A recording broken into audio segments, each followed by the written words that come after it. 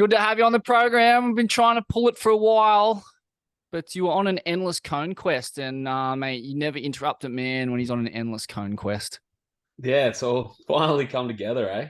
It's better late than never. Yeah, finally come together just as your hamstring has come apart, but it's often the way, isn't it? Like, I don't know what would have stopped you, mate. You're on the fucking craziest conical journey.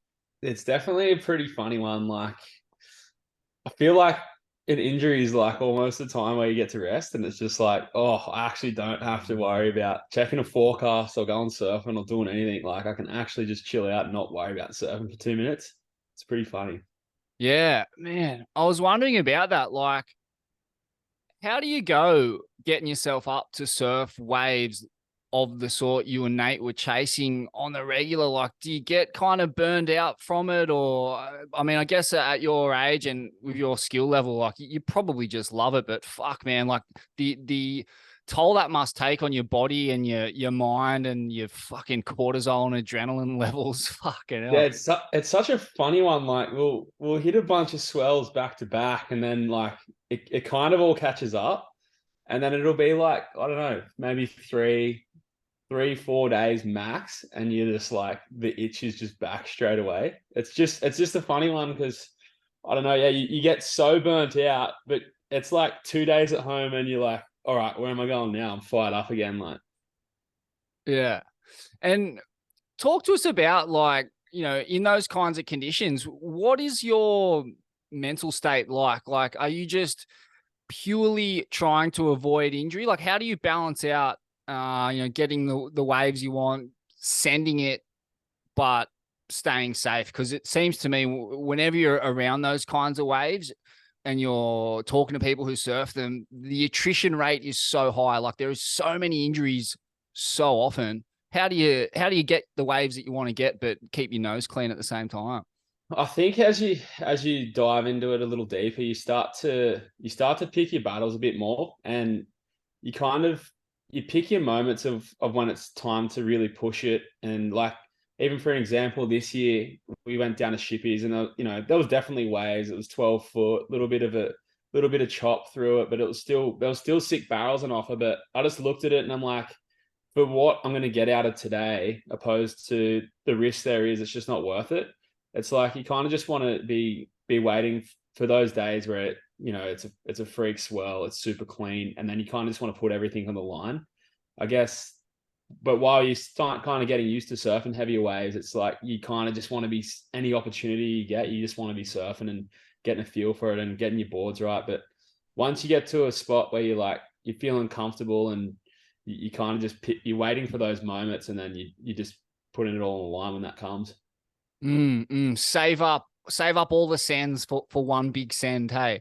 Yeah, that's exactly right. And like, if you hurt yourself, you kind of want to make sure you're doing it in a moment where you could get the glory you're chasing, kind of thing.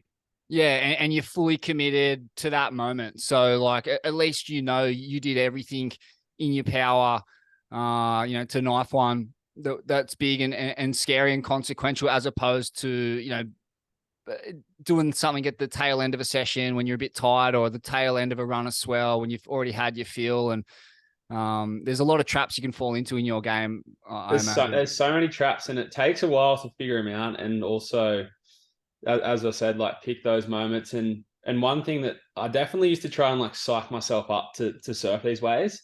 And as I'm getting deeper into chasing swells and starting to get the hang of it, it's kind of like the opposite. I want to be just like really mellow and kind of taking it all in, and not just kind of amping yourself up to just send a slab or something. Like you kind of, because when you get all pumped up, you're like, I know you like used to listen to some heavy music and stuff, and then you'd kind of just end up just skitzing out, and you wouldn't be reading what's going on as well. Whereas now it's like the opposite. You kind of just want to be slowing everything down, and because in these sessions, there's always only like two or three waves that are the waves. And when you're looking at 100, 200 waves a session, trying to figure out exactly what that wave is, as well. So yeah, I don't know. It's an interesting battle, and you kind of just always trying to keep yourself in check. The zen of slab riding, the zen of cones of mortal consequence. I like it. It's so true, man. Like at the end of the day, if you're super fired up, like you're not really thinking straight. You know, there's that kind of balance between what is it, like performance and arousal state, like where you kind of reach maximum peak performance is it's a balance between being too aroused and not aroused enough. You kind of need to maintain Yeah, the for zen sure. to a degree. Like if you getting super fired up and aroused, like that's when you definitely make those little errors where when those like crazy moments all come together, it's purely you're just in the flow state and there's almost not even a thought process. It just kind of it's more like you just feel it and it just kind of comes together. Yeah, Yeah, it's it's so definitely tricky. fascinating. And what you're saying there, like there's only 2 to 3 waves in a session of 100 or 200 waves. That's such a good point because in those kinds of conditions, you know, you're often looking at waves. You're looking at every set wave and you're doing the maths as best you can. Is this the one? Is this the one? And doing that like 50 or 100 times in a 3 hour, 2 hour kind of window, like yeah, it's rattling in its own way. You can start to feel like a dog or a coward because you're not going waves. You often let waves go through that maybe you could have gone, and it can play on your mind. And then there's the weight of the crowd as well, where you kind of like, oh fuck, I just passed up a sick one, like, and you haven't had a wave in ages, and you think you need to do something to impress people. You know, the hierarchy of the lineup, and especially at your level when you've got photographers and filmers and serious resources behind you to get you to these places. There's a lot of mental kind of chess going on. It's a crazy game, man.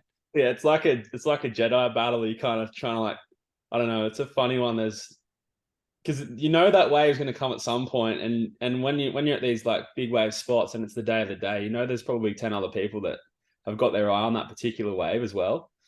So that also comes into it, and it's like, yeah, it's just I don't know. It's interesting. Now I'm starting to surf more and more epic days and waves around the place. You kind of like you want to go to these places and get that magic wave when it does come through. And yeah, it's definitely it's a chess game, navigating the lineup and throwing some curveballs in and just trying to like, yeah, I don't know, get that moment you're after. Yeah, that's a whole nother layer I didn't even think about. Yeah, you're up against surfers of a similar level who are super elite, who read the ocean just as well as you. So yeah, often, you know, you might have to dummy guys into waves and, you know, sell them on like ones that aren't that good. And yeah, that's It's a whole nother level of it. it's so funny too because sometimes you get these crazy swells and like those games can sometimes even happen before the swell even arrives. Like people trying to figure out which spot to go to and where's the spot. And like coming into a swell, my phone just gets blown up. Like you get so many calls from everyone just like psyching, pumped up. And it's a pretty funny one.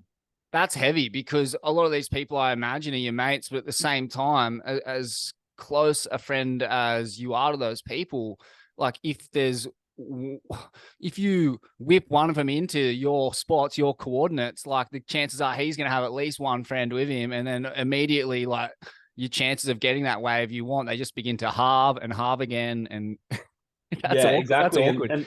And these days that you're waiting for, like, it's not as if they're just coming around like all the time. Like it's so far and few between actually getting a good chance to kind of chase down that cone you're after. But yeah, so when they do come around, it's yeah, you do definitely feel guilty sometimes, like not answering calls and just trying to keep a lid on it. But it's kind of all part of getting that moment you're after. Yeah, I mean, it's your passion and your livelihood, and that's just the reality of where surfing is at now. That there's a lot of people that want those kinds of waves. It's a pretty new phenomenon. You go back 10, 20 years, and pretty much all the waves that you guys are surfing now were bodyboarding only. But that's changed so much. And fuck, man, there is nothing worse than surfing waves of this kind of consequence with a heavy crowd on them, as you just found out. Yeah, it's definitely it's such a tricky one, but like you never just want to discourage people from trying to get their wave of their life or having the session of their life. But yeah, it's definitely a tricky one for sure. Man, it was so heavy to see what transpired with your injury, given the role you're on. I felt like you were building such crazy momentum, and you'll come back bigger and better than ever. But it was just such a crazy run. Like you and Nate chasing slabs all over Australia, and then at the end of it all, you kind of have this little break, and then you're surfing what is a fairly, by your standards, I would say, fun day at Depot, if there is such a thing. Yeah. But yeah, like talk us through what actually happened there, and how you're feeling at the moment. Yeah, well, yeah, like you said, we scored, we pretty well scored a fair few of the premier breaks here in Oz, kind of close to as good as they got. And each session we're kind of getting sick ones, and then went over to Indo, kind of thinking the season would fire up there, and it was kind of just like a lot of medium fun swells, nothing crazy. So it was almost like a bit of a holiday, and then just cruised home. And a few of the Groms that I'd hung out with over in Indo just happened to be down on the South Coast getting a feel for it for the first time, and they were out from Hawaii, and I was like, it's not going to be a giant day, but let's definitely go check it out. Like, it's probably one of the best ways we have to offer. And it was a huge learning curve in the sense that, like, just because it's not as crazy or as big as I've surfed it, it still deserves like a lot of respect. I've surfed it since I was like 13, so going on like 13 years, and never really gotten busted up out there, or to be honest, I haven't even had that many wipeouts out there. But yeah, that one got me in, and it was on probably about a day as small as you'd surf it, and there was definitely lessons to take away from that for sure. Talk us through what actually went down. Like, I've seen the clip. I imagine, a lot of people have seen the clip, but also a lot of people haven't. I mean, talk us through, just exactly what happened. Yeah, I was I went out there on like a really short board because I wanted to see how small a board I could ride that day. And it turns out it was just a little bit too small. And then, so I gave one of the Hawaiian Groms had my board that I normally ride out there, and he got a bunch of sick ones. I was like, yeah, just keep getting waves. And then he got a really good one. I'm like, oh, I might grab one now. And I grabbed the board, paddled out to the lineup, and like literally sat there for a second. And there was a set, and I think there was a couple of waves before it that were a bit smaller, and everyone was a little bit further in. And then I paddled out to the wave I caught, and no one was really. I was just happened to be in position, and I've dropped in, and I think the lad paddled for the wave before and just got caught out of position.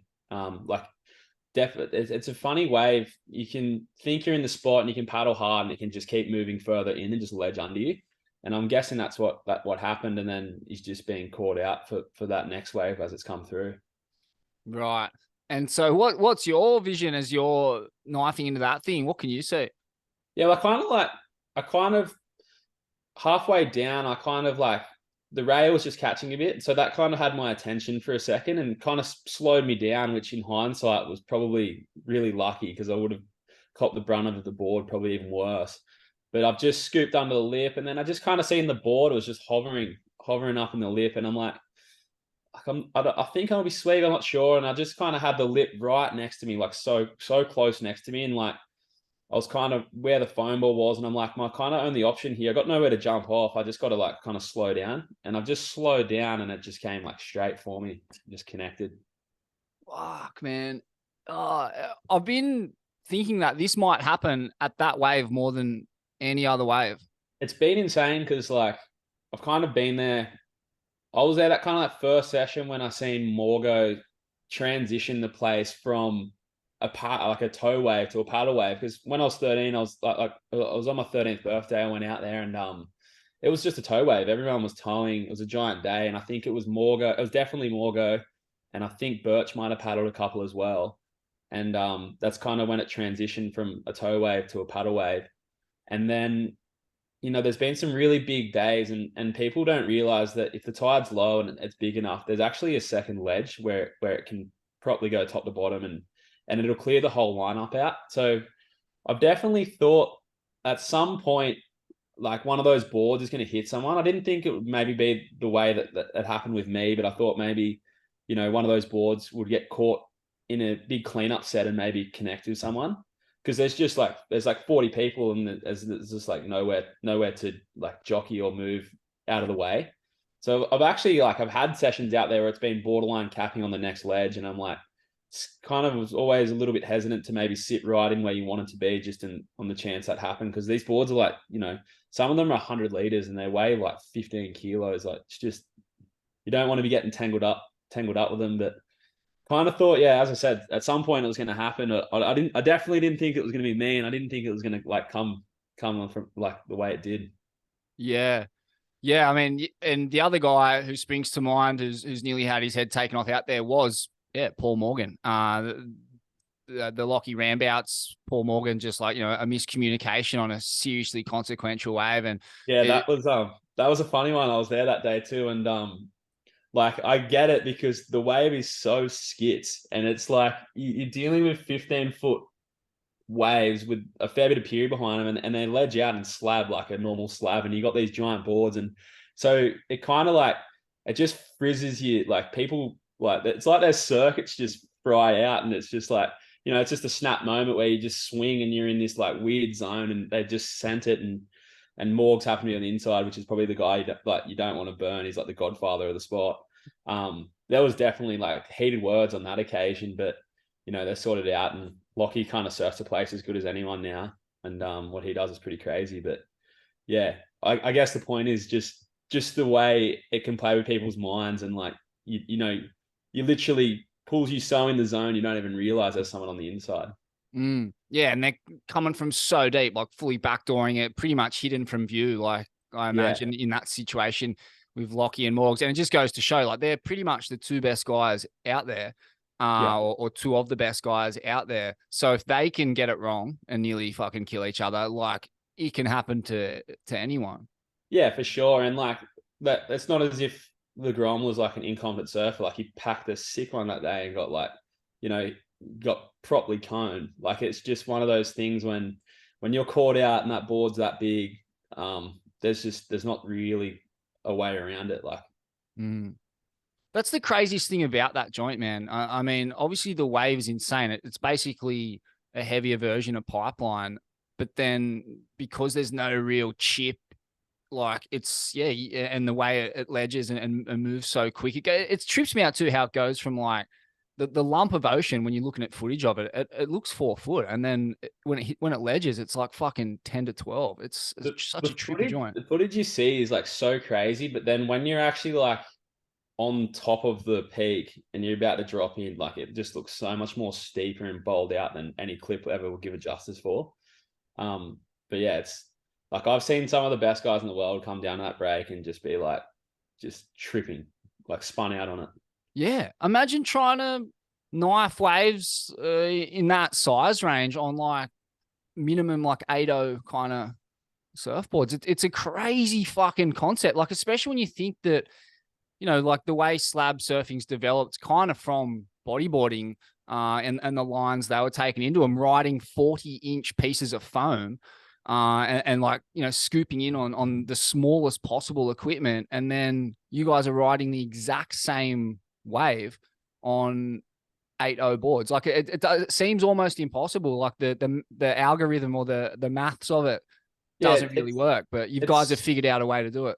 It's so crazy, because like that day that I did get busted up, I took a 6'8" out there, because it, like, from the car park, probably looked like maybe 6 to 8 foot. Ended up maybe getting a little bigger, and it got a bit better as the tide dropped when we got out there. But like, I was like, surely on a 6'8" I can sit under the ledge and just like swing and knife them. And I think I got one wave, like jumped out of the lip on another one, and then went and sat in the channel. I was like, it's not even like nearly possible to surf at 6 to 8 foot on a 6'8". Like, it just doesn't work. Yeah, and I guess the only entry point into that wave on boards bigger than that is just like, it's not going to fit in the cupped out part, so you just have to go from behind it and completely backdoor it, pretty much. Yeah, it's definitely the easiest way to kind of take it on. Whereas, like, I guess if you're not familiar with the break, you might just try and take it on the peak, because you feel like going deeper might be harder, when it's actually kind of the opposite. Yeah, like, it's easiest you can kind of knife from behind, and that's the easiest, definitely the easiest entry. Fuck, it's so crazy. And it being the south coast of New South Wales with, yeah, you got long period swells, but it's, like it's pretty open ocean. Like they're coming at the ledge from all different directions. And like to be able to, yeah, I love talking about this wave. It just trips me out. Like to be able to position yourself on such a dynamic wave like that and backdoor it and knife it on a board and I that big. definitely, Fuck, trips yeah, me like out. definitely as well. I got so much respect for the guys like Morgo, and there's your Nathan Bartlett's, and you got all these crew that are on their forehand. And I just feel like that must just be a whole nother headache. Like trying to deal with that, the steepness of that and the board that big, and then trying to knife it. Like at least us guys in our backhands, we can kind of like dig that rail in and just grab the rail and connect it. Like those guys in the forehand, they're steep and vertical, just have to go straight down. And they do it so well too. So crazy. And so what happened when the board hit you?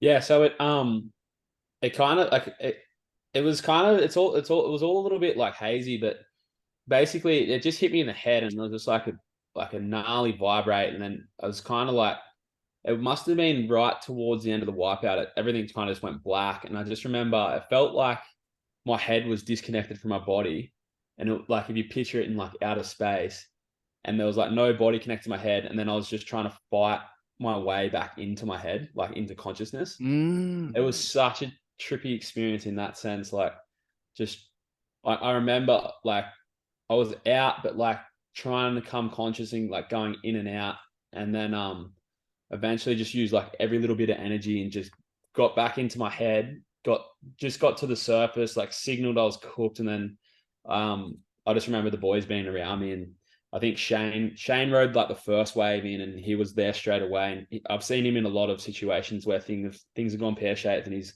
super confident. He's done the training, like, and so he was there. That was good. And then yeah, there was, I think Russ came in and Lockie and all the boys, and they just made sure I was sweet. And then it's kind of set in like halfway in, because it's about a kilometer out to sea, so we had to paddle in, and that's kind of when it all set in. Like my hamstring started to get really sore, and I was kind of felt a little bit vertigo-y. But I don't know. It's a weird thing. I've never been like, I've had little concussions, but like a proper concussion, it trips me out. Like how much you think you're okay, but you're actually not. And it just sparks me back when you see these guys on the football field and they just get KO'd, and then they're like running around as if nothing happened. Yeah. And it's kind of like that. And then come that evening, yeah, everything kind of set in a bit more. Yeah, that's crazy, man. So essentially, you saved your own life. I've had some bad concussions, and I know what that feeling is like. It's like someone fucking hits a gong inside your head. It's like, Yeah, that's what it was like. Yeah, it's it's like you're living crazy. inside a fucking Tibetan gong. It was And like and it was like it got like a triple vibration, and then next minute it was like I'm just getting to the surface, and I don't know what happened in that kind of maybe 10 or 15 seconds or whatever it was. oh man. But yeah, that's when the hemi got done. So I didn't even feel that or realize that had happened until later. Yeah, and I also know that sensation of trying to fight your way back into consciousness, but the idea of doing it underwater is crazy, man, because Yeah. you aren't in control of really anything. You're kind of just trying to create like the sensation of being present. It's hard to explain, but it's like you're just trying to regain consciousness, and it slowly comes back. But in that time that you're underwater, you're potentially like your mouth is open. You could just be sucking in so much water and just sink. Yeah, it's kind of like reminded me of like like a dog fight, like just kind of going this way and I was going back that way, and then just like wrestling back into it. Like I don't know, I like wasn't completely with it, but I just knew that it wasn't the time to not be conscious. Like I had to fight, because I like, as well, there was no ski out there that day, which we never circuit without a ski, and that's just another lesson that, like, because it's small doesn't mean it doesn't deserve, the, I don't know, like, as it deserves credit still, even like when it's gnarly. But yeah, it's kind of hard. It was a pretty trippy experience. Fuck, man. So glad you're okay. Like, I'm just thinking now of Kalar Grace and Like it's very similar situation really where, you know, I mean, I guess he just got clean knocked out, but that's what can happen. Like, and they Yeah. had 2 water patrols there and they were on him within Yeah, fucking I 10 guess that seconds. was the point I was trying to make. Sorry, I got a little bit sidetracked, but I kind of knew that maybe that the help wasn't there. So I knew it was. You can get at like out there, like sets are going off and everything's happening, and like you could very easily just slide under the radar, and people, mightn't even know that something had gone down. But I guess where I was lucky was people that were going over the edge of the wave obviously seen it happen and had close eyes on, because they knew it connected. But like in my head, I didn't know that, so I felt like I was in the biggest like fight of my life, and I guess I woke up the next day and I'm like, fuck, maybe that's what it feels like to be a UFC fighter. Like that was pretty hectic. Yeah, that's crazy, man. Oh, fuck. Yeah, crazy that, like, even with those guys knowing that you were knocked out, like the chances of you filling up with water and just that alone, like that can kill you. Just filling up with Yeah. water, eh? Like, Don't quote me on this, but I think that from what I've heard, I think if you pass out and your mouth is closed, your muscles will maintain that and you won't open up and let water in. So that's an interesting little yeah, I'm bit. glad. I'm Yeah, glad you brought that up. I've always wondered about that. Like, so.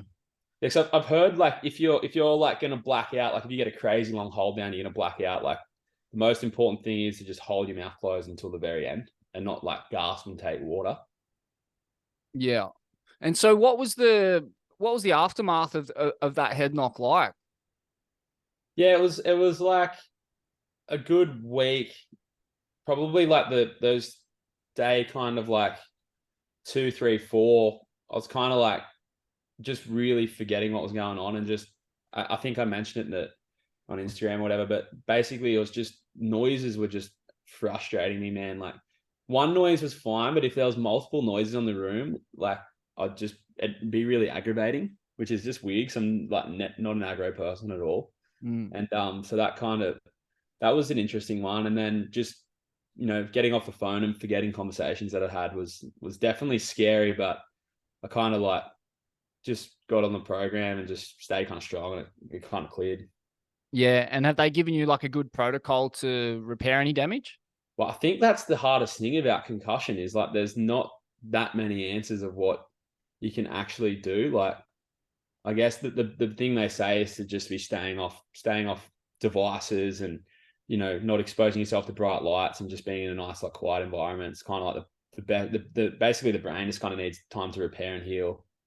But yeah, I guess if it definitely kept continued, I was going down the avenue of going to find people to get on top of it. But it kind of each day just got progressively better.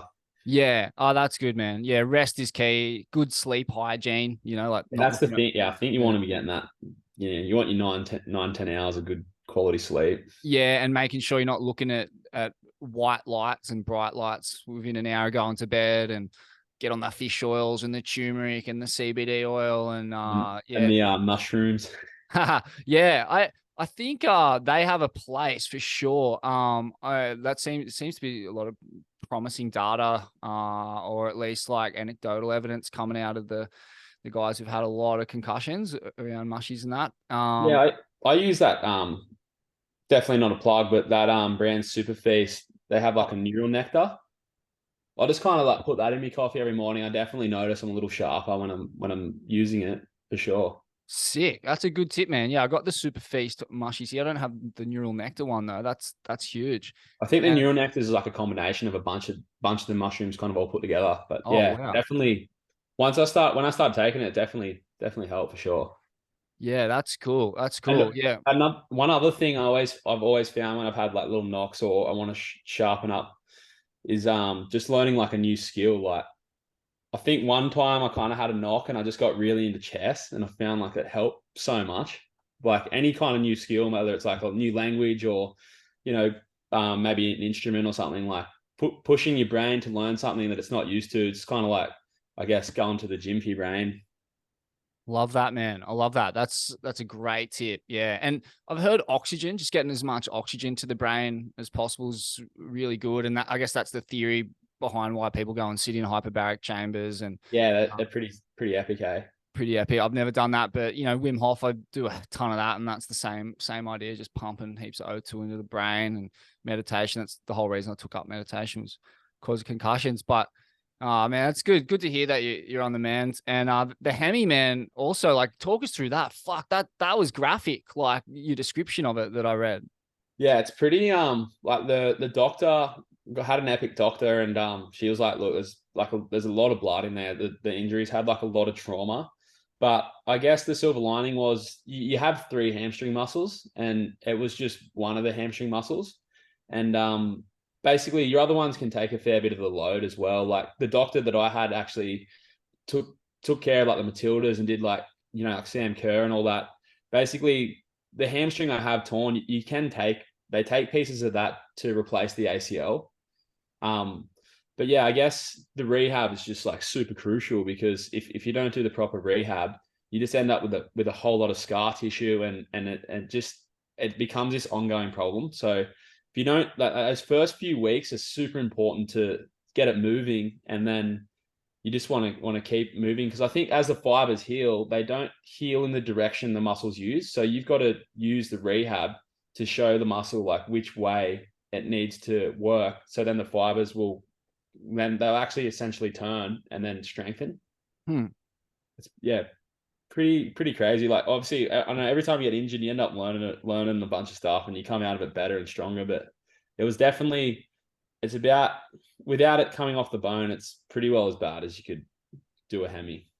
Yeah, right. So what was it? It was like the tear was like 3 centimeters wide or something. Yeah, just under 3 centimeters, and then Man. it's pretty deep, and then And the obviously length, it was the full length of the Hemi, right? full length. Yeah, so from just under my like butt all the way down to my knee, pretty much. Oh man, that's wild. And I guess Fanning's one was off the bone, huh? Yeah, I went. Yeah, it was. It's a longer recovery, but I think the doctors kind of thought. She said like before I got my MRI that it's not maybe the worst thing, because what they do is they just hook it back on. Obviously, it takes a lot longer to recover, but then that's kind of it. Whereas this is like, I guess it's so deep and so long that yeah, you're dealing with a lot of scar tissue, and I guess that's why I've just been just smashing the rehab as much as possible, because I feel like you get one shot at it, and if you don't kind of get it right, it just becomes an ongoing thing. Yeah, scar tissue is a bit of a nightmare in that respect because it creates so much extra bulk on the injury site, and then that just hampers movement and flexibility, right? Yeah, it's pretty good though. I haven't like I just did some testing this morning actually, with the guy who's taking care of my rehab, and it's kind of it's back to half the strength of the left leg. So now it's probably done the healing phase, and it's just back to like doing as much strength as possible. And then hopefully, hopefully in a month I should just be all good to go again. Wow, that's magic, man. That is magic.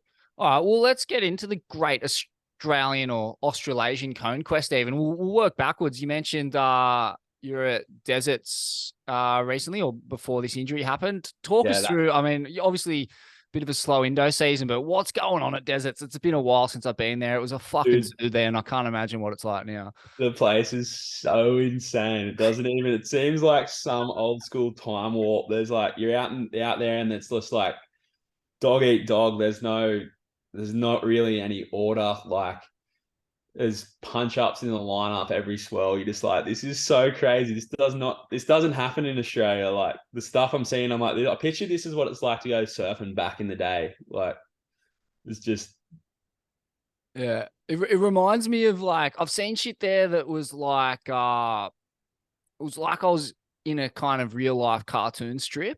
Like because every like kind of elite guy there wears so much of his personality and his style on his sleeve. So yeah, it's just like it's where people are almost like an exaggerated version of themselves, or it just attracts that kind of character. Like, some of the Brazilian wizards out there, and then I remember, just a classic like Chris Ward clinic, and him and Eddie Blackwell, like Eddie was out there before that, just putting on the craziest clinic as well. And they've, had a bit of beef in the past, and then they kind of crossed over but missed each other. And then it was Wardo's shift and just like a 5-hour Yeah. fucking tube fest. And like, you're just seeing like surfing, amazing surfing. But yeah, it's dog eat dog, and it's radical, man. Like it's full Mad Max shtick, like reverse burns, like getting reverse faded, like reverse called off or something. I don't know what you call that when someone's on your shoulder going, I'm going this cunt, like some psycho Hawaiian. You're like, fuck.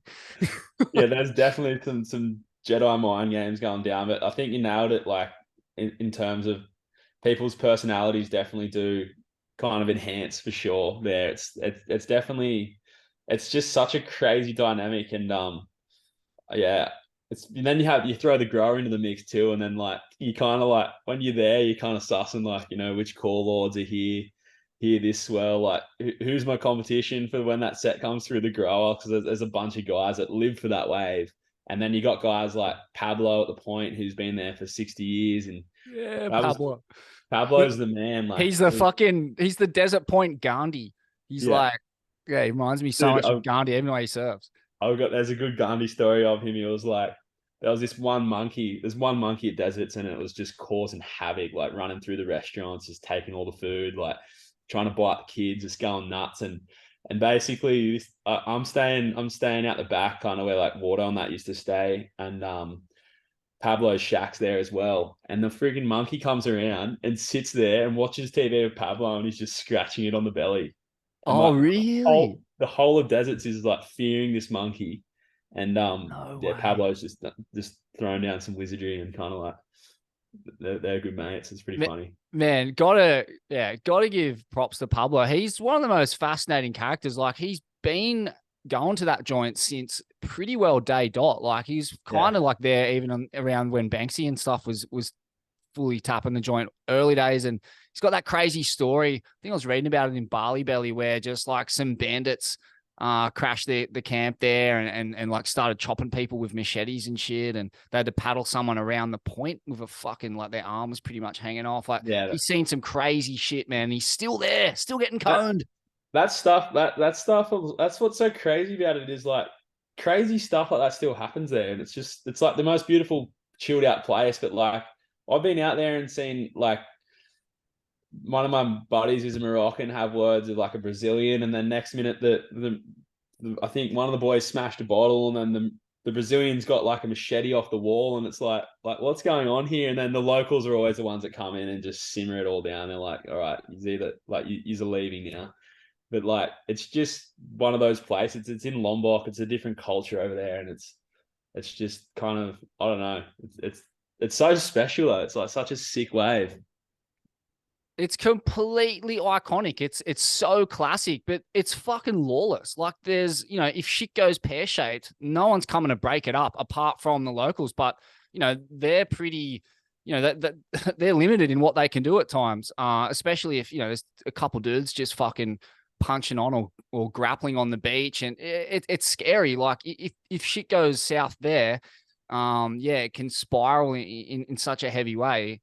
I don't know how, like, I don't know how people get to this point over like just fighting over a wave. Like, I just like, it always blows me away how like people think they're in the ocean or whatever. And it's just like, just get the next wave, dude. Like, do you really want to spoil your whole trip with some feud you got going on with this guy? Or do you just want to get us, you want to get coned from top to bottom? Like, kind of trips me out how people just end up in that kind of rut of like, just like flaring up over waves. It's interesting.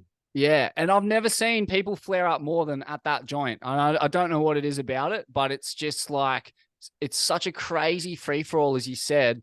And I don't know, like it kind of is multiplying, like it's compounding testosterone and macho shit going down there, and it's just like a fucking crazy game of who can be the biggest, I think greediest cone thief. Well, I think what happens as well, now we're kind of putting a finger on it. I think it's like the fact that, you have these small windows, people probably don't know, but on the higher tide, it generally doesn't break, even if it's like a 10-foot swell. And then the tide drops out, and it's pumping. So you're getting like these 3-hour windows, and you've got like 200 people staying on a point, all just starving for a cone. And then they get out there and they wait their hour and a half. And as you said, some guy calls them off from the outside because he's been staying down at the grower or wherever for the last 6 months and thinks he rules the joint. The next minute, it's just like everyone's butting heads. It's crazy. So crazy. And so the grower, yeah, I mean, fuck, when I first started going to deserts, I feel like people were only just starting to surf it. Like I can remember watching it cooking, looking like pipeline with no one out. But again, like, you know, surfing's come along in leaps and bounds, particularly in tube riding, and to the point now where there's like a proper fucking crowd out there. Well, I think it's just stemming to the point so busy, people don't want to deal with it. They'll happily go and pack their clothes out for glory, and just because that otherwise not going to get a wave at the point. But I mean, it is the hollowest, best part of the reef, but it does eventually kind of run off into, it's essentially pipe, but a closeout. Yeah, Pipe totally. closeout. Yeah, with the odd doggy door. Oh man. And so yeah, onto all the stuff with Nate. Like, man, how did you guys get to know each other? I heard it was like you guys went to Jaws or something together, but where was the initial introduction? I think I've been to a couple of swells and definitely like that big now swell, and you kind of when you've got the same kind of goal and you're going all these ways around the world, you kind of just cross paths. And then I remember there was, I think he was pumped to come to Oz or something, and there was like a good shippies paddle day, and we went down to kind of Tassie, and it was just I don't know, just kind of clicked and got along, and then yeah, we just took on Oz together through this year. Right. Okay. So how did that was you guys went to Coney's first? Was that the first leg of that kind of journey? I think we had the stint down in Vico. We had Okay. that 3-day run at that slab, and that was Oh, Lunas. Lunas, yeah, that was pretty pumping. And Mate, then that was fucking I just got to stop you there because that was crazy. Like that was like the stuff he was doing out there blew my mind. And like just yeah, that was so heavy. Like to be paddling that wave, I don't know how much time he spent there, but that wave is like fuck, it's barely paddleable, eh? It's like it's a fucking crazy boog slab. It's a funny one. I think like as each day went on, we kind of like it was really hard to paddle and stay deep. Like it would just give you so much speed that it would be so hard to get like you'd be getting crazy ones, but you'd be in the pocket and like not getting tubed. And I guess each day went on and we started to figure out the conditions more and more. And I think we've definitely figured that there's definitely moments where you can paddle it. Like it's definitely skits, but I wouldn't say it's any skitser than kind of trying to knife a big one at depot, but a similar kind of thing. But then it just turns into a bit more, it steps out and it's a bit more mutant and unpredictable. But I think there's still more work to do out there. I feel like we both like we definitely got a couple, but there's definitely more meat on the bone for sure. Mate, and no doubt you guys will find a way to nibble it all off. Like, yeah, it's crazy. You guys are just, you're making progressions in that space of the sport, and it's fucking wild, man. Because the consequences are so real, especially at that joint. Like, talk to us about the setup there. I mean, the only reason I'm naming these waves is because fuck, mate, like you've got to be elite to surf them. So I'm not too concerned about them blowing out. People definitely tweak out, especially with a few of those waves. But like you said, these windows are so small, they're so remote, they're so dangerous. Like if someone really wants to put in the effort to go surfing, bloody go get one. Go get a sick one. Like fucking oath, mate. like the waves of this kind of consequence, like for sure, you can rock up on any swell and wait your turn, and you'll get the chance to go as many fucking 8-foot things as you want, pretty much, if you get in the rotation. Like I just don't think that generally there's 0.1% of the surfing population is up to the task, so they protect themselves. That's what I think as well. I'm like, if you're in the know and you know about it and you really want it and like it is pretty gnarly, like go have a crack. I don't know. It is there for everyone, but I get both sides of it as well, because then you have the scenario where it might end up like a depot or something where it can get dangerous, but it's just like uh, at the end of the day, it's literally there for everyone to use. And if you're there on the right day, then you deserve one. Yeah, go pay your respects. Meditate on the entry point and hold a vigil in the cave overlooking the wave. Say your prayers to the relevant gods and local oracles, and then go fucking try and knife one. Yeah, and then just you can save your content and put it up when it's all flat, and then let people try and figure it out for a little bit. Yeah, fully. And so, yeah, that joint in particular, like, as far as I know, I've never been there, but there's like, you can get blown up onto there's like a cliff with like or like a kind of a barely submerged rock on the inside. When you get blown up, right? You just kind of end up on a rock. It's probably that rock is probably like, I'd say a meter to 2 meters out of the water at points. And I think the locals call it the octagon, because once you're in there, you're in there and you're locked in. And like every session, I've definitely seen someone go up and over it, and then you got to run back around and jump off and do that whole setup. But I don't know. I've never been in there somehow. I've always kind of just snuck out the side. But I think one other thing that's pretty crazy about the place is you've got the ledge, and waves can come in from like other directions, and basically they break on a bombie and just come across the lineup on a different angle and just take the whole lineup out. So like, as well, when you'll finally wait for that moment that's perfect, and then you make your wave, you kick out the back just to find there's 12 foot of whitewater that's coming straight at you. Like there's never a moment where you're actually safe out there. Wow, that is psycho. Yeah, talk us through that day, like, or those 3 days. Talk us through, just everything. Take us on the trip with you. I think yeah, we kind of got down there, and was kind of, we got out there on the first day and it was pretty manageable and nice. And then we were kind of dealing with this problem of like, it kept slingshotting us with so much speed that we'd just be outrunning the barrel every wave. And so that was just like a mind game in itself. And then that was kind of, we're watching all the clips back of these sick cones going, how it could have been deeper, it could have been this. And then we rock up the next day, and it was kind of like one of those unruly days where it's a bit too big, and there is all the white washes coming from the channels and cleanups. And so that was like a more survival day where we got a couple, and then the third day it kind of had really sorted itself out, and it was just perfect. And I think that's when Nath got that one where he's kind of fallen over that step, and it's just a big mutant kind of like bowled out thing. He's just kind of straightening out.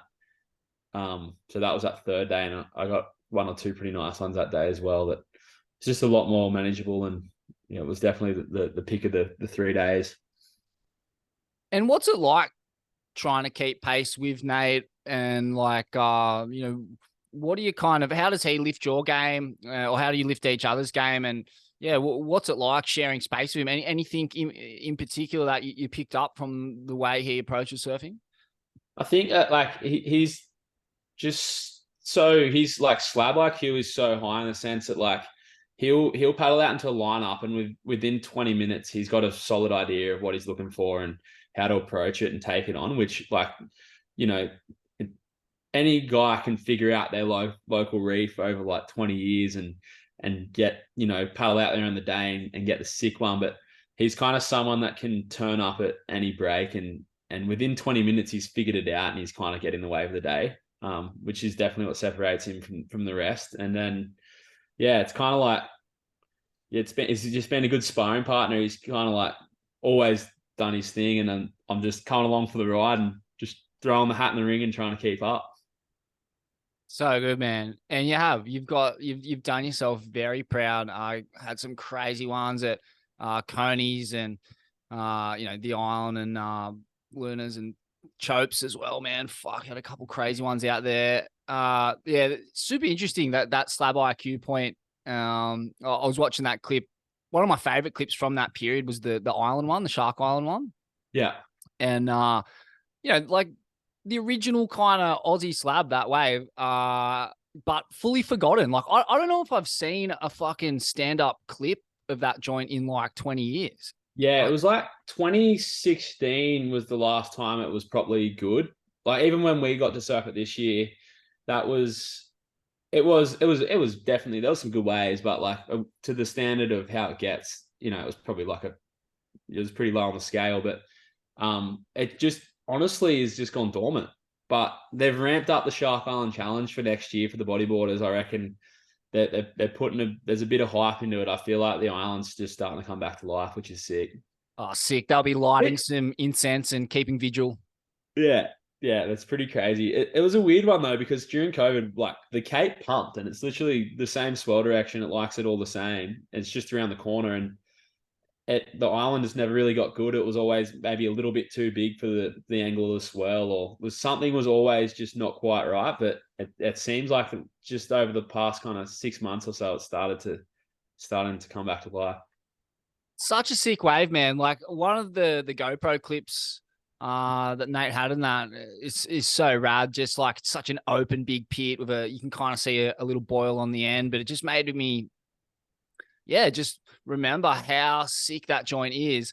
But it's funny talking about that Slab IQ thing. Like he goes like the worst wave ever. His first wave out there is so comical. It's like just goes a 5 foot inside closeout and just basically face slaps like looks like something I'd do. And that's what I mean. Like it was like he went from that first wave and then straight away, then the rest of the session he was just on. Like it's crazy how quick he picks up places. And I guess Luna's was, people have been hitting that joint for years and years and not gotten close to what he got within a couple of sessions. You know what I mean? Like that's just the difference between you good guy and that kind of really elite level. Yeah, that was what was tripping me out. I'm like, fuck, he can't have surfed this joint before. And yeah, look at him like I remember he gets this crazy high line through like a real fucked up one, and just his ability to kind of stay flexible and adjust his line in situations like that is pretty much no one on earth that can do that. Yeah. What do you put that down to? Like, what do you attribute his slab IQ and his ability to surf that well in those kinds of situations? Obviously, being from pipe is why, but at the same time, like watching him position and like just what are the key attributes that enable him to really navigate these kinds of waves well? I reckon just like the awareness of kind of like what's going on around him, and then also just the amount of time he puts into, I've kind of taken that on a little bit from him as well. He doesn't sit still, you know what I mean? Like if it's summer over in Hawaii, he's over here, or he's just always. And it comes back to kind of like that momentum thing we were talking about earlier. You start to build momentum, and you just keep building off that, and that's when those moments start to come together. But I guess it's just how much time he's putting into surfing these waves, and just his awareness of them. And that genuine love for it. Like there's nowhere else he'd rather be than stuffing himself into some weird, wonky, mutant orb. Yeah. Yeah. It's just the freaking love of surfing, eh? Just wanting to get a cone. Lives for the challenge of it, as you do. And it's sick, man. I got to say, like growing up, surfing was not at this point yet. When I was a grom, like the boogers were the guys stuffing themselves into fucked up orbs, and surfing was still point breaks and shit, pretty much. I guess that's kind of where that happened for me as well, was growing up down on the South Coast, and just being in that environment where all those waves are around, and it's just kind of normal to be surfing those crazy waves. Like I think I was like 6 months into surfing. Like I just learned to surf. I was like 10 years old or something. I had Russ dragging me out of Gillows. Like, man, I could barely get to my feet and go across and surfing like 4 foot dry slabs. Like, and that's just kind of like, you just grow up watching these older guys do it.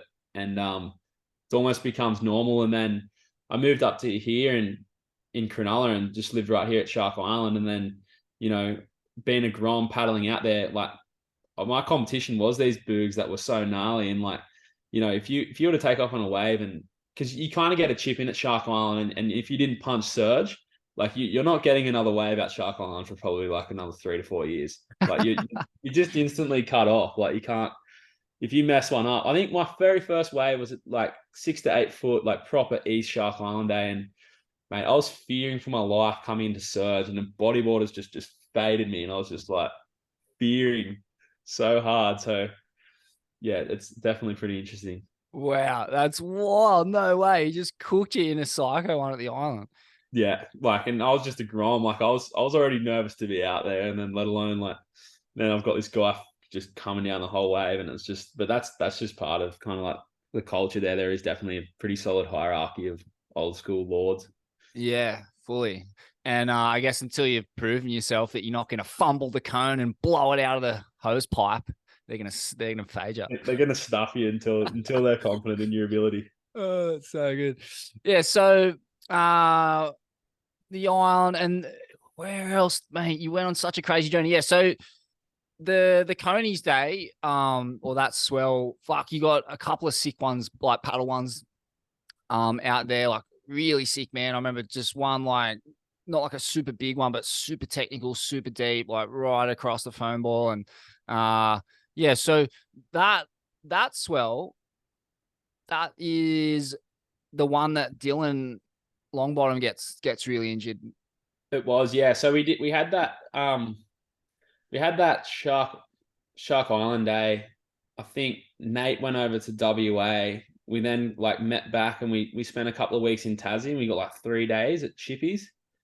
Came back to Cronulla, kind of all burnt out, just had so many days of just surfing proper solid waves, you just end up floored. And then as we started to come good, like we knew that swell was going down to South Oz, and we were kind of keen to maybe surf a couple other waves. And then we just committed to Conies because we didn't know if the swell would actually handle. We thought it was maybe too big for the reef, but the place loved it. But yeah, that was that swell. We linked up with Dill, and yeah, we had that whole scenario. It was pretty crazy. Yeah, talk us through that. Like that's fuck, man. I've never seen that joint hold a wave as thick as the one Dill went down on.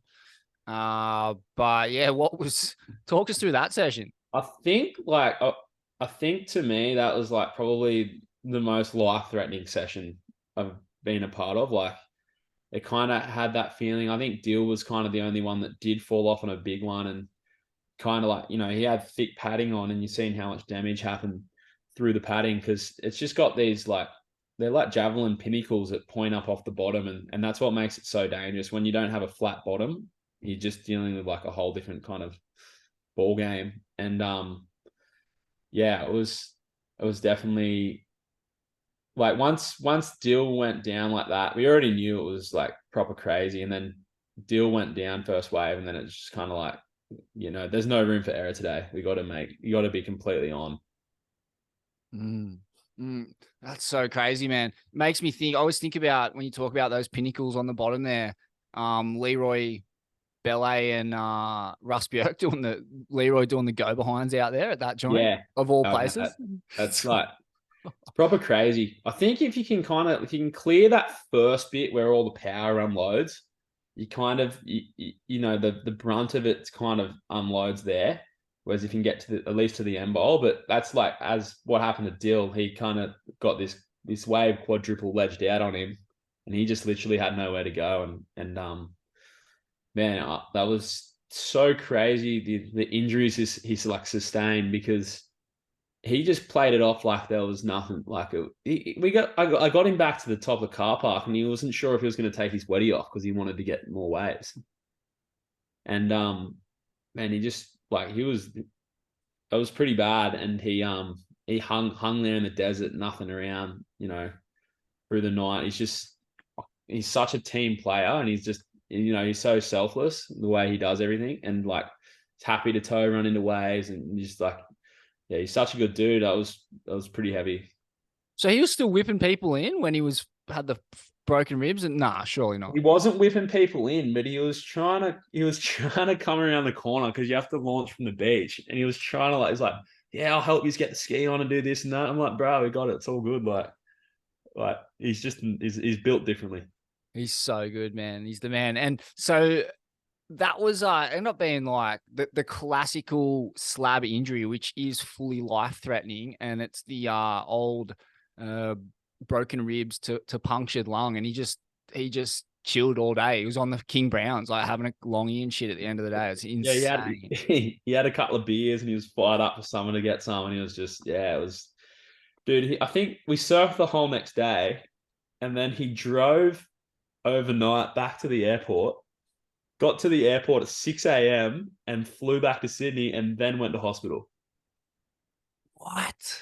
Yeah, like he's built differently, man. Yeah, Are it's you pretty insane. serious?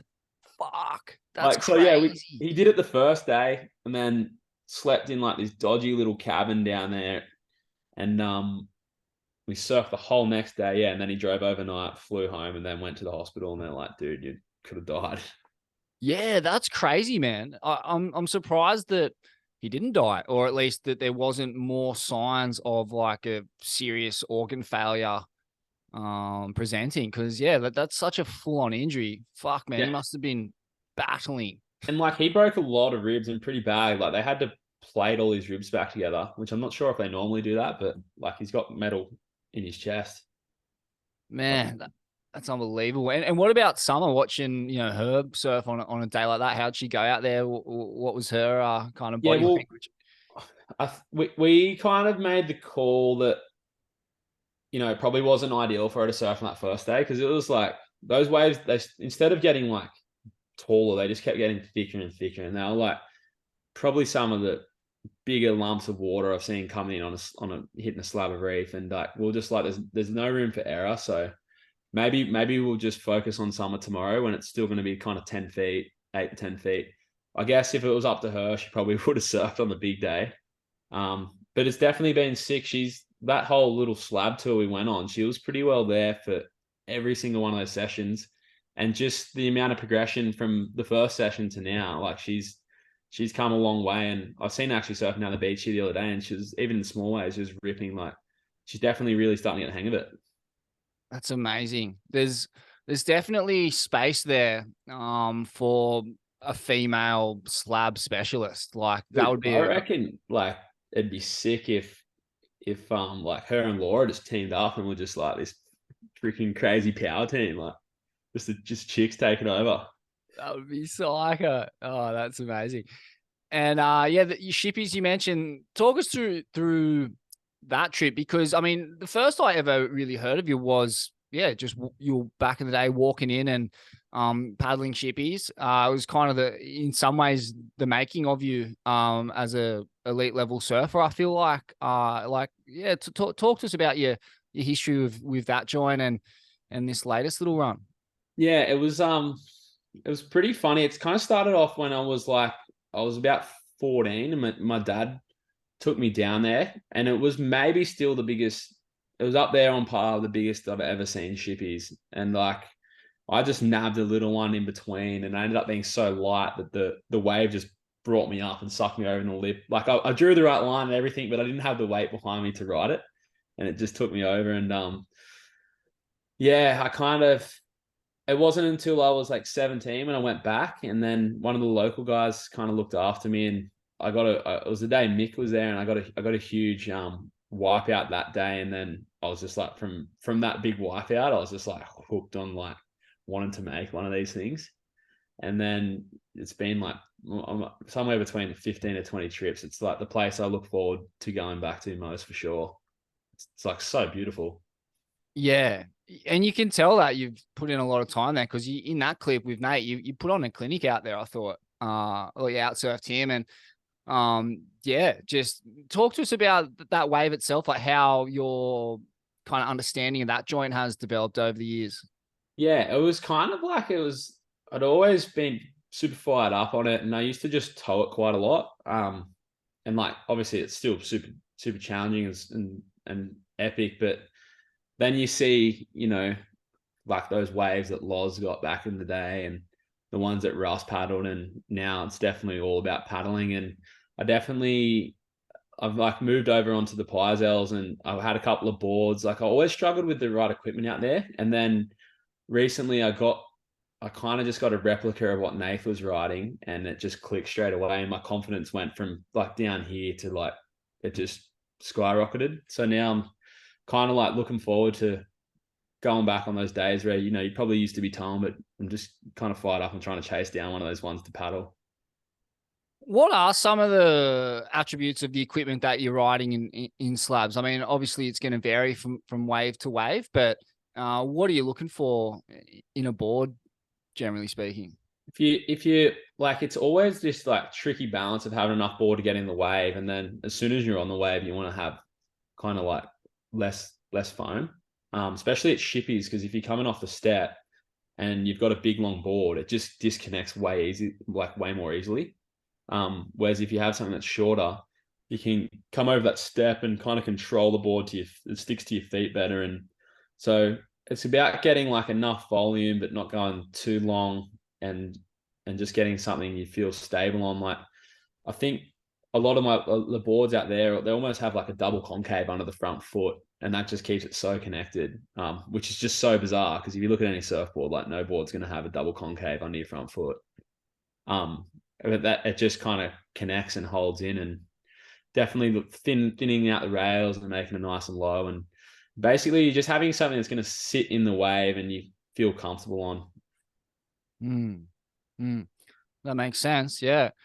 And yeah, shippies, and then there was that Chopes mission, and man, you did really well out there. I thought, like, that was a kind of pretty blown up swell lot of crew. It was that kind of I think I'm thinking of the right swell. Yeah, it was like it was meant to be the code red that was like 10 foot. Yeah.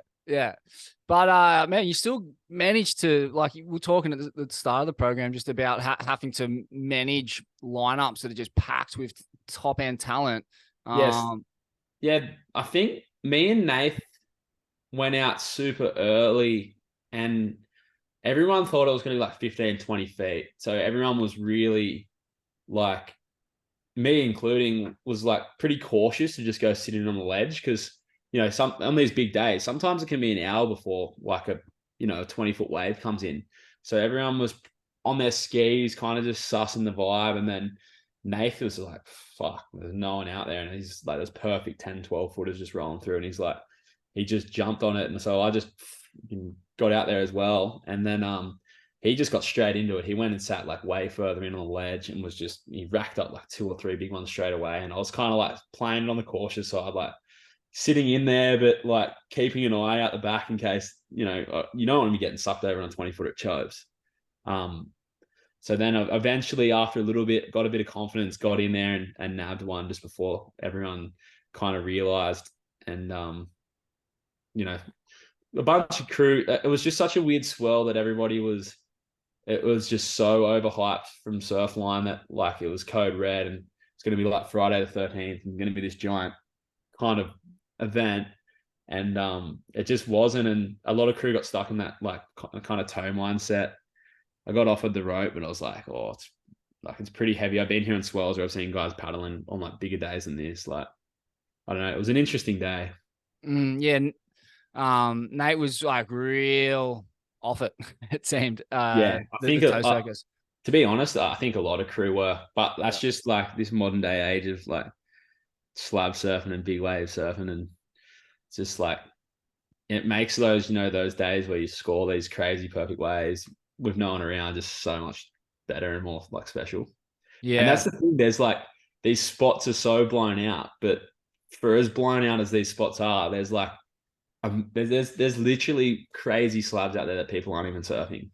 Like, if you're willing to put the time in and go look, like, you'll find stuff. And I think that's what Nathan's kind of switched to. He's scoping out new places. He's finding new ways. He's got that sick YouTube channel. Like, it's definitely, if you want it, there's more out there that isn't being done. Yeah, and on that day at Chopes, like, can you explain how it works? So if when it's like in that 10 to 12 foot range, you're on somewhat of an inside ledge compared to where, say, a 20-foot wave could break. Is it? It's not. Yeah, it's the same ledge, but there's so much water in the wave that if you're in on that ledge and you're trying to duck dive it, there's no chance you're getting through the wave. Like, you've seen it happen, and people have literally died from getting sucked over backwards at Chopes. Um, it's it's like there's just so much water in those waves that you need to be motoring quickly, and if you're way in there, you kind of done. Mm. There's that famous Ted Grambo shot, that guy on the cover, and he's just like holding his board, going over backwards. Have you seen that photo? Yeah, yeah, It's like that. That's kind of like that's what happens. yeah. Fuck. I mean, you can't attempt to duck dive those, that's for sure. What is it possible just to swim down on the bottom and grab onto a coral head and survive it that way, or would you get ripped up still, you reckon? I feel like that's the It's probably it's a tricky one though, because then what you're gonna like just bail your board. It's yeah, I don't know. There's so much water, like it's so deep behind that ledge, and then it just the way it breaks isn't like any other wave. It's just like this giant like soup bowl, like just folding around this like piece of reef. I don't know. It's such a trip. It's so crazy because from memory, I've only been there the one time and it was small, but there was like maybe one kind of 6 to 8 foot wave that came through. And it's like it wasn't like you saw like a line coming. It's not like you see lines on the horizon. The thing Yeah, it's like just someone pulls the fucking plug out and suddenly this thing starts draining way harder than any other wave and it goes all black. It's like a different color as well. And yeah. a fucking trippy joint, man. And that's exactly what it's like, and that's why like that day I was kind of still cautious. Like we had this sick little window, but I was like, this place can easily throw like it can be 10, 12 foot, and it can throw like a 15-foot, 20-foot wave just out of nowhere. And as you said, you don't see them coming. So I was like definitely on that cautious side, but Nath was just straight in there. Like he was like, there's no one out, it's pumping, perfect. Like on the inside, I'm like, yeah, it's far out. But yeah, it's like it's just, there's nothing like it. It's like worth going there just to watch it, even if you're not going to surf it on those big days. Like just go out there and check it out. It's just so insane.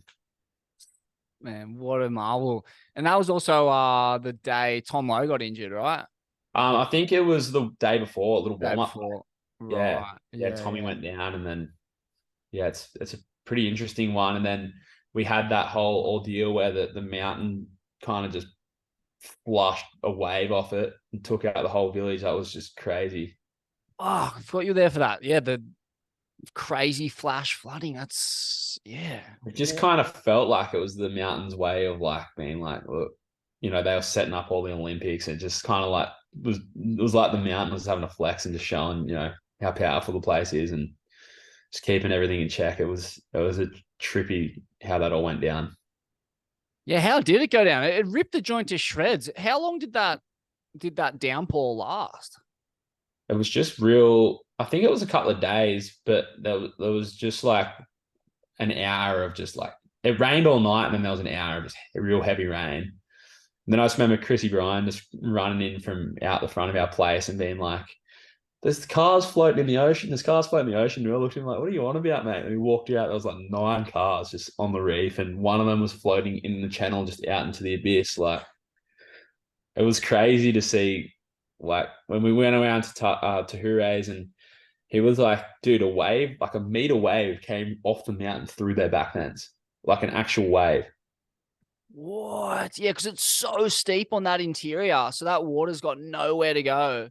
Wow. That's crazy. Yeah, it's one of the trippiest kind of setups, Chopes, in that way. You just jammed right up against these sheer mountains. So, They look yeah, like pyramids, eh? yeah, It's like giant pyramids everywhere.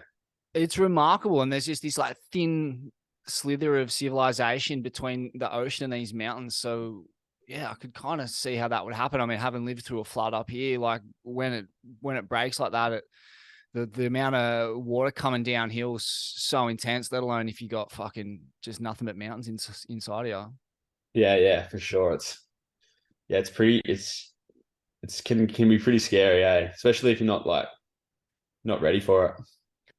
Yeah, it's trippy. That's kind of stuff where when nature produces something that you didn't even know was possible. Yeah, just keeps you in check and reminds you how small you are. It's kind of like the same when you're down at Shippies. You look around and the cliffs, the valleys are so big. The cliffs, like you see like the bluff in footage, and you're like, wow, that looks so big. And then you look around, and it's like this tiny little mountain compared to like the mountain range around it. It's Yeah, just like you're like you kind of looking at 20-foot waves. It just looks so small to like everything that's surrounding you. man, I can't imagine. Like, I mean, I've been there, but never in the lineup. And the other day I was watching a clip of Shippies, or I think it was a photo actually. And I was looking at all all the lines in the bluff. There's like all these Yeah, kind of archaeological lines, kind of. I'm not sure if that's the word, but you can see like those lines in the rock. Like each one of them is like 10,000 or 20,000 years. yeah, right. That's crazy, eh? So like that bluff is like millions of years old, and you can see the history of it in the rock face. And yeah, you talk about feeling like a fucking grain of sand. Like, yeah, well, there's right in front of you as you're surfing that wave, you're looking at millions of years of history, and it's written there in your face. Like we really are such insignificant beings here for such a short amount of time, but we're Oh, spending that time well. I think that's the best thing about chasing all these crazy like new spots and big waves around the planet. You kind of it just is just a constant reminder that like nature's just like it just keeps you in check. Totally. It really does. And the moment you lose your respect or your kind of composure in these environments, you get hurt like It's like instantly. that's what happened like with that depot, like that session down there. It was like this is 6 to 8 foot, like it's sweet, dude. There's no problem with your eyes closed, and then the second you kind of almost disrespect it, it just really quickly, shows you what yeah, puts you in check, as I said. It's so cosmic, man, because where surfing's at the moment, there is a lot of chest beating. And, you go to any lineup, Desert's been the classic example where people are just getting caught up in human shit, human hierarchies, the need to get a sick one in front of people or impress so and so. And all that shit, man, is such a recipe for disaster. Ultimately, you need to just simply be as respectful and gentle and composed and connected to nature and not worried about all the human shit, because I feel like that's when it goes pear-shaped. Real funny too, that whole thing with deserts, because you see those people that like they do, paddling around trying to run the joint, like beating their chest, and the waves never just come to them. Like it's always the dude. It's almost like attracts like. You see the guy that's just cruising around, having a hell of a time, smiling his face, and it's like waves just start presenting themselves, and like everything just starts going their way. Whereas the more you're kind of trying to fight it, the more it's just moving away from you. I love that. And it makes sense because you're getting caught up in human shit. You're not paying attention to the little ripples and the little changes in the lineup that alert you to a good wave coming. You're not fully present. You're thinking about silly shit. Like, and surfing any kind of hollow wave, you can't afford to be thinking about anything other than fucking threading the tube because you get hurt. Yeah, and the more you try to like make it happen, the more it doesn't happen. So it's just, I guess if you just can, it sounds pretty cliche, but if you can just be out there stoked and grateful and just enjoying it, like things just start happening, and it's, it's pretty epic. I love that, man. I think that is such a good message for everyone. And at the end of the day, like I always kind of try to run the attitude that like, fuck, man, it beats being on a building site. Like we're all surfing and it's a party, man. It should be like just a time. It's a celebration of Yeah, life and of nature. And, like, yeah, greedy, aggressive people are pretty annoying. And it's hard to kind of handle those situations with peace and dignity. But at the same time, like I think, like, yeah, being super positive, encouraging, and really enjoying your time in the ocean is really what it's about. And the waves and the good surfing experiences come on the back of that, surely. yeah, for sure. And like having an injury just definitely makes you so grateful for that stuff. Like even I remember just going back in the ocean for my first swim when I was able to, and I was like, oh, this is so sick. Just being in there, being able to have a little swim, like it's just so good for your mind and so good for everything. And yeah, that's pretty epic sport. Totally, man. It's a privilege just to be able to charge up. Like that's the way I see it. Like it's kind of there's just something mystical in the ocean, the ions, the salt, the energy that's being created by this insane storm somewhere. Like all those things combined seem to have the like that energy seems to pass on into us and allow us to live kind of positive and energized lives. And when it's not there, you notice it. Like fuck, man, it's very easy to fall into a slump or a depression just because that's been removed from your life and it provides so much energy. So I guess it's another reminder to really take care out there, because once it's gone, once you lose the ability to surf and be in the water, fuck, you know about it. Yeah, no, and it's almost a good reset, and it just fires you up, which is sick. Like, yeah, it's exciting. Man, tell us a bit about yourself too. Like I thought you were from Cronulla, but so you're from the South Coast. Yeah, I grew up in like I was like well, I think my parents moved down there when I was like I wouldn't have even been 1 year old. They like I got born up here in Sydney and we moved straight to Ulladulla. Um, and yeah, I spent like the first 14 years of my life down there, and that's where I learned to surf. And it's got all these crazy waves, and it's kind of really shapes your surfing. And I mean, it's just a pretty insane spot. I kind of when I was down there, I actually grew up horse riding. Used to used to break in horses, and I was actually like a really good horse rider, and grew up on a farm. And then once I discovered the ocean, there was just no chance I was going to be doing anything other than horse riding. And I used to play footy and stuff down there as well, but gave it all up when I started, finding all these little reef breaks around the place. Yeah. Wow, that's crazy. Riding horses, man. That's some old school fucking Banjo Patterson shit. Yeah, that was Breaking in pretty horses. pretty funny, man. Like, it's just yeah, it's pretty sick. It's like when you learn to drive a car, you never lose it.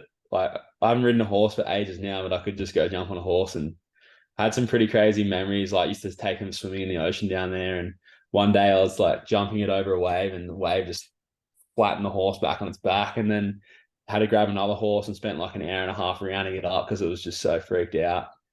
And yeah, just those kind of things. It's just a different world down there to Sydney. It is, man. It's a magical place. That's yeah.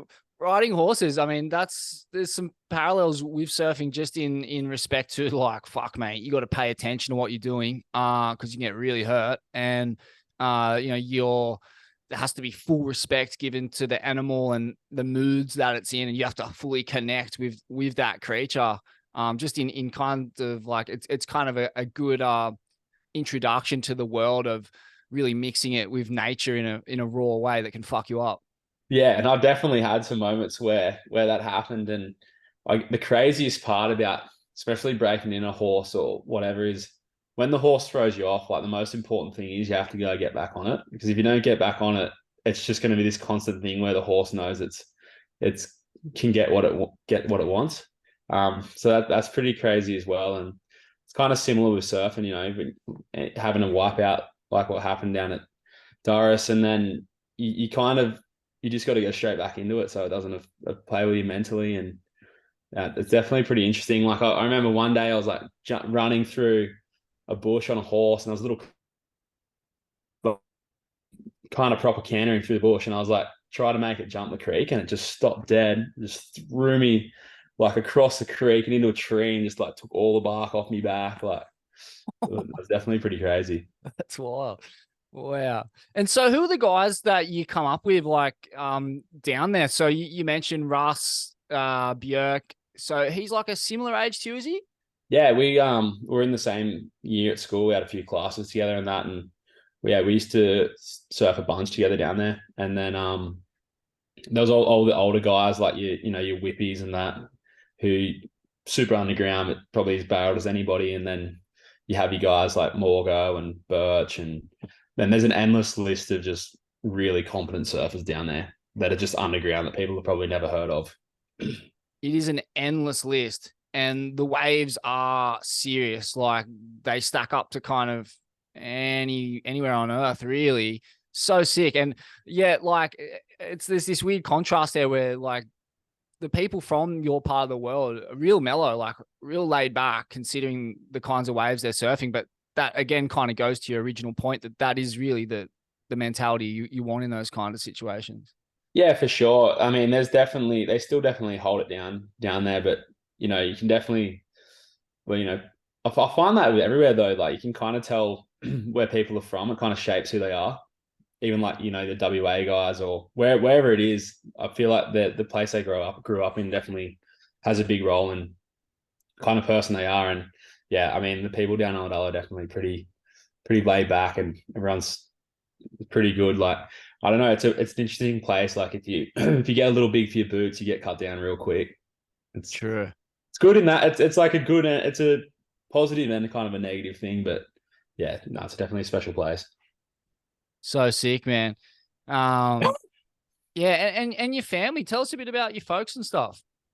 Yeah, so my mum was the one who originally got me into horse riding, and I mean, all majority of my family still lives down there. My dad is up here in Sydney as well. But yeah, like both Nan and Pops on each side are still living down there, but yeah, mum was definitely like responsible for getting us into horse riding, and kind of really enjoyed that, to be honest. And then yeah, dad pushed us hard. It was like when I started surfing, like I was pretty into it, but it was some serious like helicopter parenting going down. Like I remember being 14 and he dragged us up to Cape on like a big nor'east day and like towed me into a bunch of closeouts, got like a 2-wave hold down. And then it was like a couple months later, he's like, "You ready for shippies now?" And I was like, "Oh God," like I love surfing, but I was pretty scared. I was like, "All right." And then he just kind of, at the time it was probably irresponsible parenting, but at the same time it's kind of like definitely shaped me into like being comfortable doing what I do now. And I guess like I've seen that kind of similar story through like, Jamie O'Brien's parents used to just like, you've seen those clips of him where his dad just made him surf all day. And like at the time you kind of question what's going on, but it's definitely helped a lot in the long run. It's interesting, isn't it? Like there's such a negative bias towards that style of parenting, like the soccer dad, soccer mom kind of steez. But at the same time, like they've lived the life and there's some wisdom in it because they're essentially setting you up for the future in a way that you can't help but be so grateful for down the track.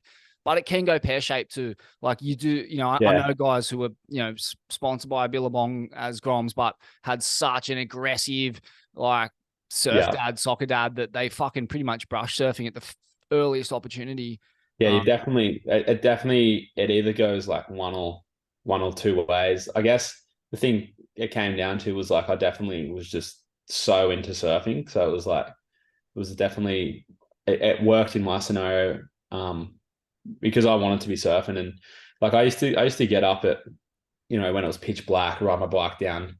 I grew up in Tabourie and ride my bike down to like the Hook and that, surf in the morning, come back for the school bus, get the bus to Ully, come back from Ulladulla in the Arvo, and then I'd be straight on my bike straight across down to the other side, like South Tabourie for the Arvo surf. And that was every single day. Like I don't think I missed a day for like at least the first 4 years of my life. Like no matter what was going on, I was just out there surfing. Wow. Wow. But yeah, What a life. it's Yeah. definitely an interesting. Like I've been watching that like kind of David Beckham doco, and it seems like his dad was like the same like gnarly soccer dad, and it kind of just made him into one of the best soccer players ever. Yeah. Well, one way or another, like the earlier you start at anything and the quicker you start racking up that 10,000 hours, the quicker you're going to become a master, a black belt, or whatever you want to call it. It's really as simple as that. I feel like it's like there's no grand mystery in my mind as to why people become elite in sport or any kind of discipline for that matter. It's merely time spent doing it. And if parents get you in to it at a super young age, like, yeah, that's, there's some, yeah, like you said, there's positives and negatives to it, but There's a fine line, and I mean, at the end of the day, the kid's got to want to do it. If they don't want to fully. do it, then it's just going to be negative. Like you see like dads trying to push their kids into surfing like at a too young of an age, and they're like they're 3 years old and then they have a little wipeout and they're scared of the ocean. Like it's just, I don't know. It's an interesting one. Yeah, no, it is, man. So, and you move up to Cronulla. So, is that where your dad's from? Is your dad from Cronulla originally? My dad was originally from, I think it was Penania. He was out west. Oh, true. Okay, yeah, that's Southwest. Yeah, Further and on. he was quite a sports person himself. He used to like, he played a couple of first grade games of footy, and like was a pretty good boxer. And Man, like he got into surfing later on, and he definitely pushed it onto me, and I'm so grateful for that. Like I don't know what I'd do without the ocean, or like who knows where we'd be, but yeah. and so when you move up to Cronulla, what age was that roughly? I was 14. 14, Yeah, right. so my parents split up, and then my dad was just fired up and taking me to these swells, and then I kind of moved up here just because there was a bit more going on than in Ali, and like just wanted to, it was just like check it all out. It's a bit different, you know what I mean? Get out of Ulladulla for a little bit, and then kind of hung out here, and it was pretty good. Man, it's a wonder you've ever even left Cronulla. Like the quality of the waves just out the front of your joint are unbelievable. I don't like, apart from, I mean, there's a few places on earth that have that concentration of world-class reef breaks, but fuck, man, Cronulla's like the original home of it all in my mind. Like, yeah, talk to us a bit about some of these waves. They're all pretty well known. Cape Solander, fucking Voodoo, Shark Island, but like it's, Shark Island could be backdoor, Vui's could be pipeline, and Cape could be Cape's Cape. It's its own fucking beast. But man, like, yeah, so you Yeah. mentioned, 14 years old, you're getting whipped into closeouts at the Cape. So yeah, when did your relationship with that joint begin? Well, yeah, that kind of happened just before I moved here. That first session at Cape, and came up, and I think Timmy B or someone called us up, and Mark Matthews and Kobe and all that were there, and then just kind of, I don't know, I should have had one of those guys driving me because my dad didn't know the lineup. My dad just whipped me into like a 10-foot north one, and I got a 2-wave hold down, and the third wave pushed me on top of the whole cliff where you jump off. And I think to this day, it's still probably the heaviest wipeout that I've had. But I don't know if it's just that whole thing of that first big wipeout and you get hit properly. It's kind of like just shocks you, and then you kind of get used to it. But that was the worst wipe I'd ever had. And then I ended up moving up here maybe, 6 months later. And then, yeah, as you said, you discover there's so many ways. Like Shark Island has 3 different ledges, breaks left, right.